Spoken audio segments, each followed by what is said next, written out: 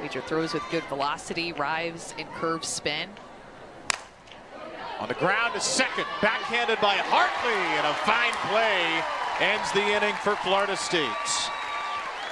That was actually Potter who stayed in the game at second after pinch hitting to make the play. The former pinch hitter continues the sparkling defense for the Noles. Alma and Nyjah Kennedy. Texas Tech wanted her for moments like this. And they're getting what they paid for so far with 4 perfect innings. Michaela Edenfield leads off the 5th and takes ball 1. She's looked sharp, and we talked about this at the beginning of the game, but last weekend Jerry Glasgow mentioned that she had a blister that she was pitching through, and you could tell that it was affecting the sharpness of her pitches, in particular the sharpness of her rise ball.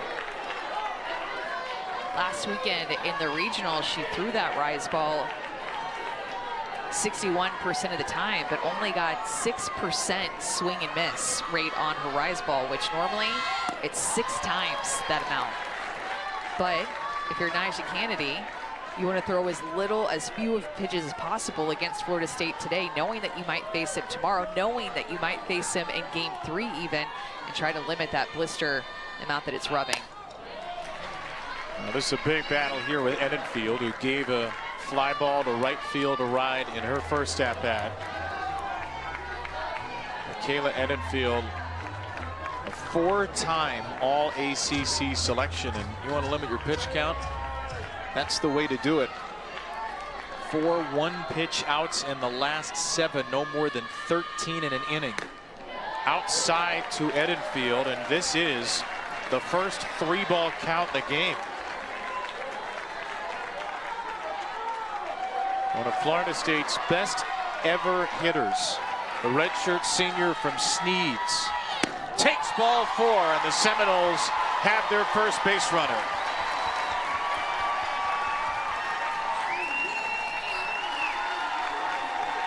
You can count on number 51, as they've been able to do for the last 4 years.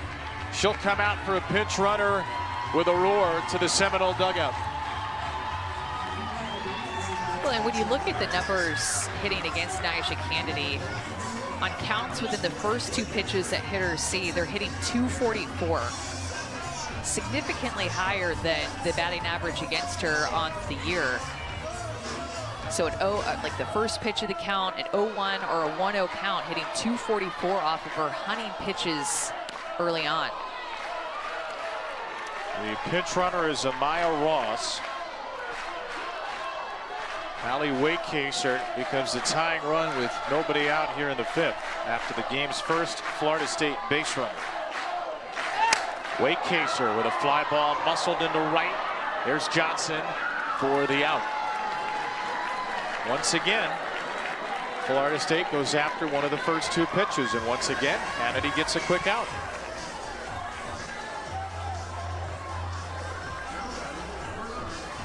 Done a great job of working from ahead. A lot of first pitch strikes. It's like you constantly look up, and an 0-1 count, 0-2 count. This is a power hitting freshman, Shelby McKenzie. In the regional, McKenzie was 3 for 5 with 2 homers and 4 RBIs. Both homers as a pinch hitter. And she's down 0-2 here. She's got an extra base hit in 4 of her last 5 games. Her first 2 home runs of the year in the regional round. And McKenzie grounds the ball to the right side, and nobody's at first. Allred went to get it, vacating the bag and putting a pair of Seminoles aboard. Florida State's first hit of the game puts 2 on. Great battle by McKenzie to just fight off that 2-strike pitch, and Allred went for the ball. Nobody covered first. Kennedy in the circle. The second baseman, Langeliers, was also going to field the ball. It is so tough to hit with 2 strikes against Nyjah Kennedy. Another pinch runner. This is Addie DeLong. So 2 pinch runners, Ross and DeLong. And for the first time today, Texas Tech's going to slow the game down with Tara Archibald, their pitching coach, out to talk to Nyjah Kennedy.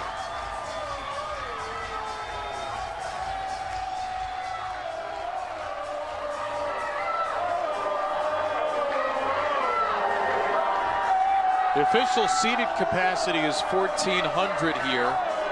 I'm going to guess there are maybe close to double that when you factor the parking garage into consideration out there in left field. This is a great, great softball environment. All 3 levels of the garage. There's the bullseye, there are the tents, the tailgates. You got folks just standing in the stairwell out on the garage. It's a great, great scene for softball. Maybe not so great if you're wearing scarlet and black. They've still got the lead as Jason E. Beecham takes ball 1.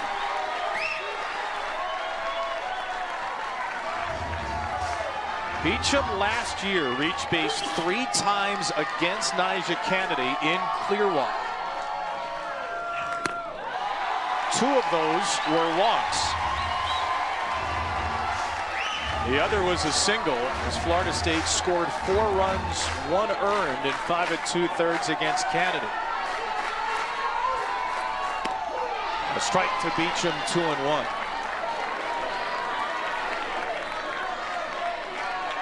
In hitters counts, hitters are hitting 295 off of Nyjah, and FSU has not had a lot of these today.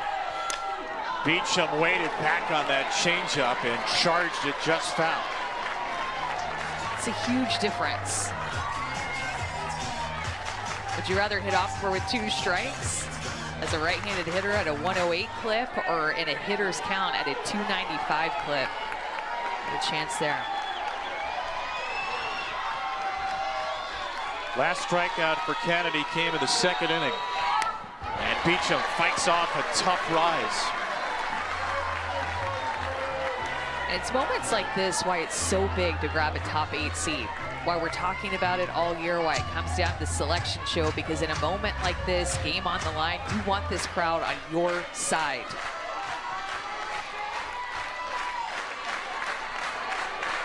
Two. There's a drive to left field and foul ground. Elder makes the play. Elder's got the 2nd out on the run for Texas Tech.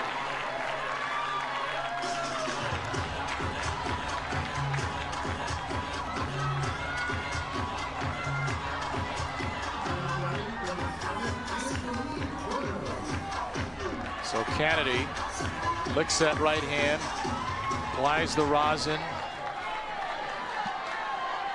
That's 2 on and 2 out for Angeli Bueno.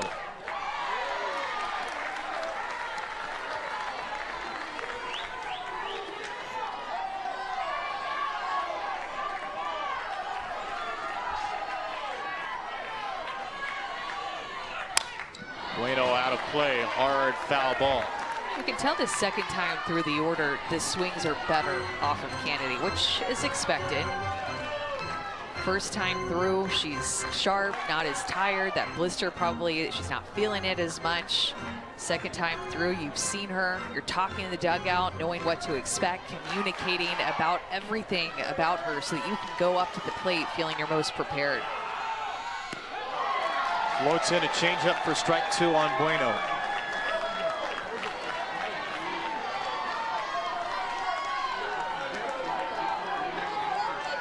Ross, the pinch runner at 2nd. DeLong, the pinch runner at 1st. A 1-2. Struck her out swinging. An authoritative series of roars for Nyjah Kennedy. And Maya Davis came in from 3rd to score the 1st run.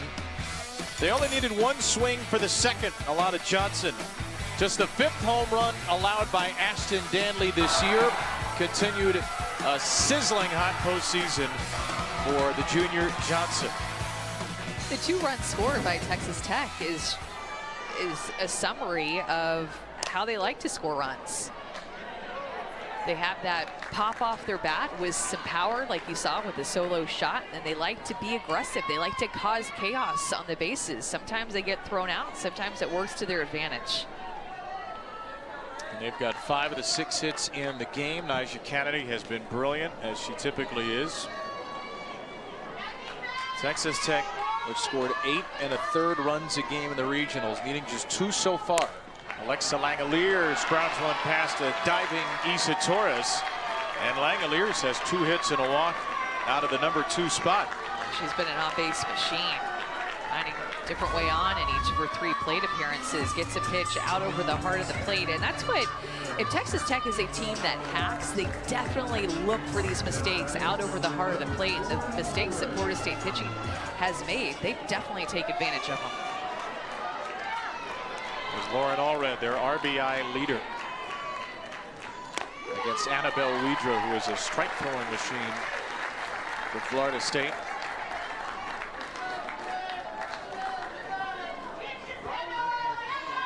Allred had a 5 for 10 regionals, walked twice, 2 extra base hits, drove in 8. She will pop out here. This week's Sunday Night Baseball matchup, the series finale between the Dodgers and the Mets, 7 Eastern, 6 Central on ESPN, ESPN Deportes, and ESPN Radio. Coverage begins at 6 Eastern with baseball tonight. Sunday night countdown.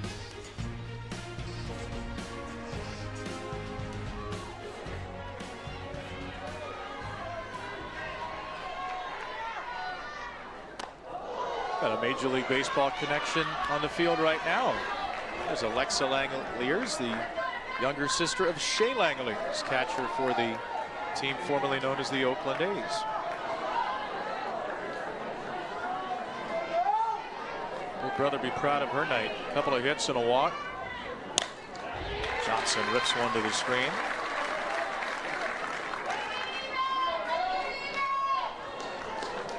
Struggled hitting when she first got to Texas Tech. It took her time to really sync up with Jerry Glasgow's approach. She's been less of a guess hitter now, more dialed into what pitchers are throwing. She sees that one well out of the hand for ball 2. She talked to us about just simplifying her plan, and the most important part here is sticking to it. Being disciplined, trying not to chase as much as she did earlier in the year.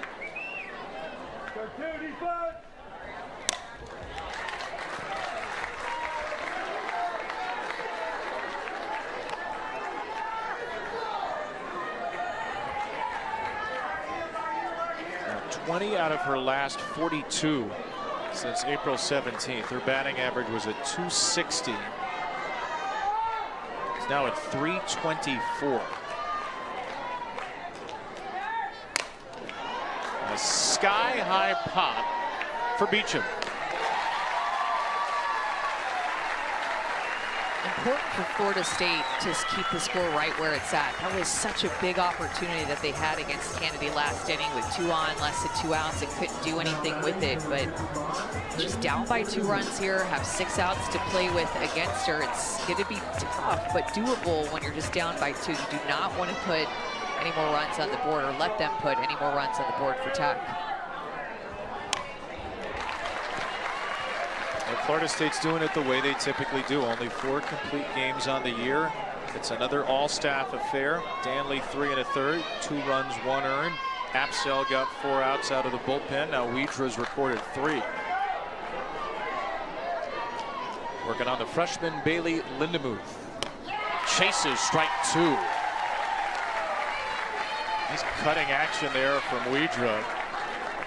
Out of Hoover, Alabama, transferred in from Auburn. One of the best strike throwers in the nation.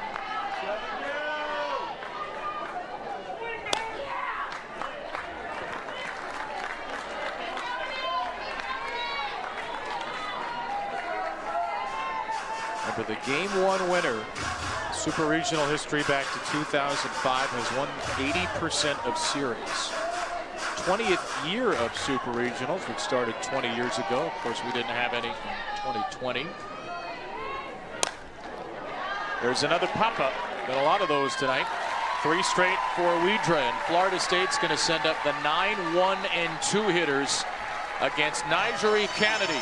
6 outs from a game 1. She is the biggest name in college softball here at Texas Tech after 2 years at Stanford, trying to take the Red Raiders to the World Series for the first time. She needs 6 outs for a game 1 win in this best of 3, and she fires a strike to Annie Potter, who bunt grounded out back to her the first time. A chopper to first. That is a fair ball, and another quick out for Kennedy. Is it 59 pitches through 5 and a third? So 3rd time through the order now for Florida State with Isa Torres.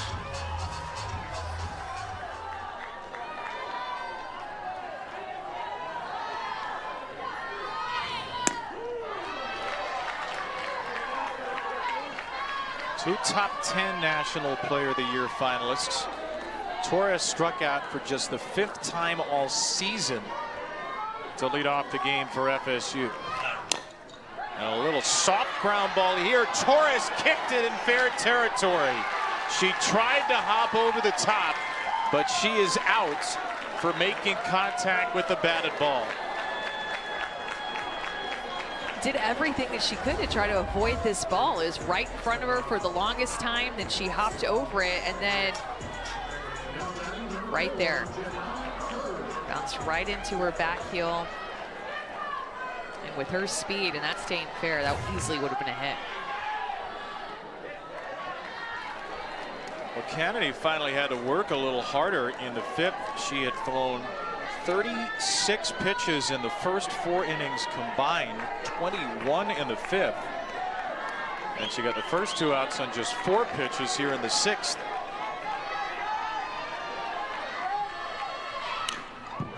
By the way, score that 1 unassisted on the putout.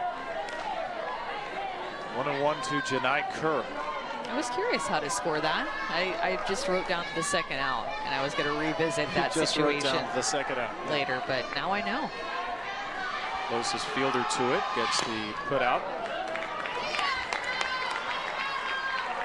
You could tell that Florida State's trying to get the top half of the ball here in the 6th inning against Nyjah. It was very blatant with Hartley's swing, just chopping down on a pitch, ground ball to first base, and then same with Torres putting the ball on the ground. A lot of pop-ups against her, a lot of easy fly balls. And a 1-2. Kennedy's walked and flied out today. And she smacks this pitch the other way. It's gone! Nyjah Kennedy, who's allowed just 9 home runs this year, has just hit her 11th. And she gives herself a little insurance.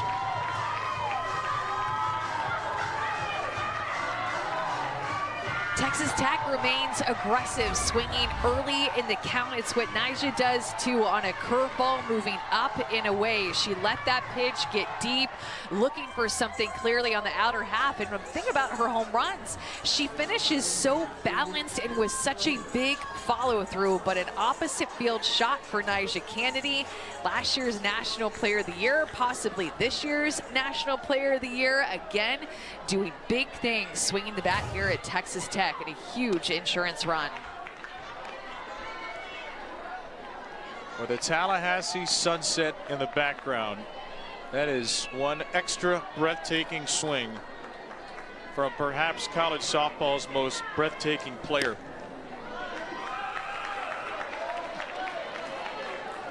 She said it. You can read the quote in the Dave Wilson piece on ESPN.com. I'm definitely trying to hit the ball out. And that's Coach Glasgow's motto too. He loves the long ball. To first, that one kicks off of Bueno. And Demi Elder will reach base after the Kennedy home run. Just such a smooth swing. It looked effortless. I'm telling you, the thing I notice about her home runs is just how balanced she is at the end. And then, of course, she's going to show the emotion. But off of her bat, that was an absolute no-doubter. When you watch Nyjah Kennedy play, you have this emotion in the big moments that she knows. She knows the game and how big of a swing that is. Extra run support for herself to head into the 7th inning. And if you talk to her, as we got a chance to today, you'd never know that's who she is. Unassuming, thoughtful, quiet personality off the field. When she gets out on the diamond, she absolutely lets it rip. Jerry had a conversation with her too right before she stepped into the box, was talking to her about something offensive, the way that he normally does with his hitters, constantly giving them tips, advice, some last-minute keys, and clearly it paid off in that swing. Annabelle Weidrich gets an out on the pinch hitter Reagan Jennings and gets an out on Haley Toney. By the way, officially a fielding error on Bueno to let Elder reach. Yeah, I'm not buying what Jerry Glasgow told us earlier, that his team looks nervous. I'm not either. I mean, it helps when your starting pitcher and your best power hitter's been to the World Series semis back-to-back years. I think Florida State looks a little bit more nervous than Texas Tech, but that's the importance of coming out and scoring in the first inning as well, like they did. Texas Tech got the first run on the board and just have not looked back with the start that Nyjah Kennedy has given them, and scoring all throughout the game, which is so important too. Chopped down to short. Torres picks the short out and has no chance to get Davis blazing fast for her second infield single.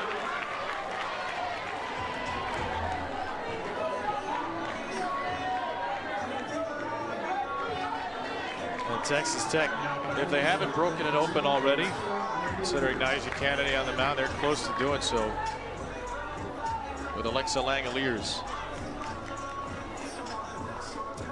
Tomorrow night, game 2 of the Western Conference Final on ESPN and ESPN Plus. Connor McDavid and the Oilers try to even the series in Dallas against the Stars at 8 Eastern, 7 Central. The Point kicks off our coverage at 7:30 Eastern. Got a Texas Tech timeout here as Nyjah Kennedy stares at a field she has conquered through 6.5 innings. Pretty good when you have as many hits and you've driven in more runs than you've given up.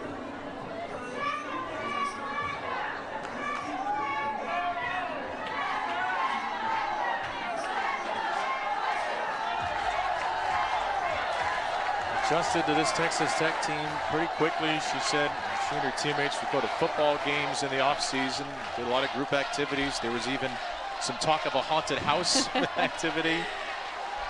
There were a lot of Red Raiders who needed to gel. Only 3 players returned from last year. 5 players came from Louisiana with Jerry Glasgow, so made it a little easier, but this team had to learn to play together. And let's face it, this is not a 12 seed in terms of talent. They had a slow start to the year, but they might be about as talented, as well put together as any 12 seed ever. And they're going to take a 3-0 lead into the bottom of the 7th. Nyjah Kennedy gets some insurance from Nyjah Kennedy. She truly does it all, showing off her power. She is up there looking to drop bombs. She gave herself insurance and just needs 3 outs. The only hit she allowed was a ground ball into a land of confusion by Shelby McKenzie, where Lauren Allred, the first baseman, went for the ball and vacated the bag on a ground ball to the right side. Otherwise, we might be talking about a no-hit bid for Nyjah Kennedy in the Super Regionals. A 3-0 lead as she'll face the heart of the Florida State order. Katie Dack takes the 66th pitch of the game inside. Takes a changeup for strike 2.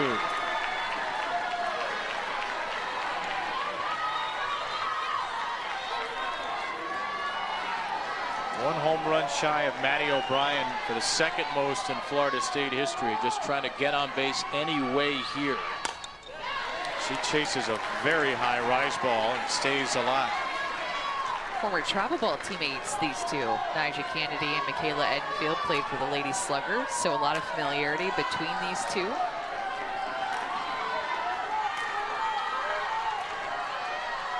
Appropriate name for those two. Popped her up, foul ground. Allred has room.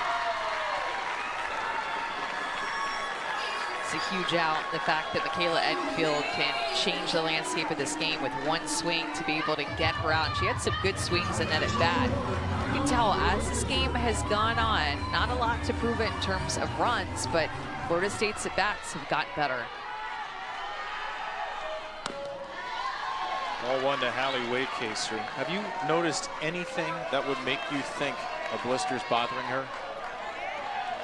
No, I haven't seen anything up to this point that would tell me that. Jerry Glasgow said, I have a lot of worries. The least of my worries is Nyjah Kennedy. Said she only had the rise ball and the changeup available to her in the regional finals Sunday. And she really hasn't needed much more than that tonight. Well, with a quick turnaround as well, she didn't throw much at all in between Sunday's final regional game and then today's game. I threw a bullpen of about 20 pitches last night just to test it out, see how her blister was feeling. A 1-2, a knee buckling changeup, just a little low. Literally, if you're wondering what a knee buckling changeup looks like, that's it right there. Didn't get the call. Great take by Wakecaser to get to this pitch right here. Trying to bring the tying run to the plate on 2-2. Popped up into right field. Johnson ambles in for the penultimate out. Texas Tech is 1 out away from being 1 win away from Oklahoma City.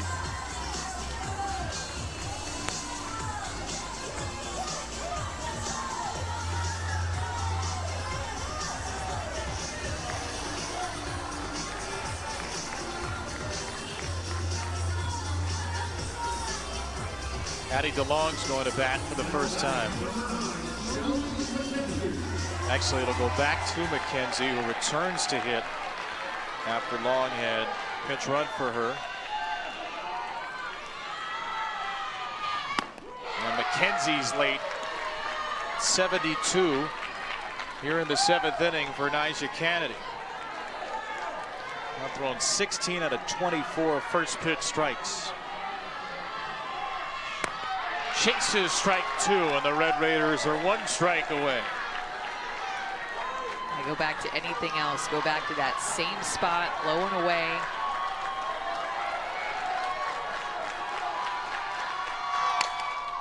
In the air to left field, Elder chases it. Elder makes the catch.